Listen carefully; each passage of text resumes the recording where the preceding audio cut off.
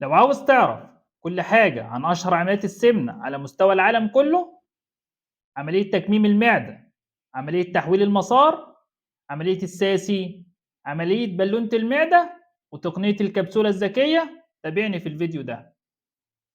ركز معايا عشان هحكي لك عن كل عملية بالتفصيل، وبعديها هتقدر تحكم بنفسك وتختار العملية الأنسب ليك بنسبة 70%، وال30% الباقيين خلّيهم عليّا. كل اللي عليك تسمع الفيديوهات اللي جاية كلّها للآخر عشان هنتكلّم عن الحاجات دي. إيه هي العملية أو التقنية؟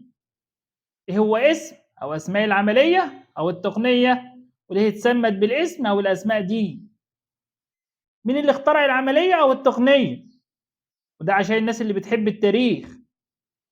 إيه هي خطوات العملية أو التقنية؟ إيه هي مميزات العملية أو التقنية؟ إيه هي عيوب العملية أو التقنية؟ مين اللي يعمل العملية أو التقنية؟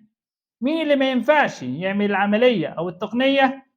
إيه هي الأسئلة الشائعة حوالين العملية أو التقنية؟ إيه هي الأعراض اللي ممكن تحصل بعد العملية أو التقنية وتكون طبيعية؟ إيه هو النظام الغذائي بعد العملية أو التقنية؟ إيه السبب في تفاوت الأسعار بتاعة العملية أو التقنية؟ لو عاوز تعرف كل حاجة عن عملية السمنة الأولى والأشهر على مستوى العالم كله، تابعني في الفيديو اللي جاي. استنوني.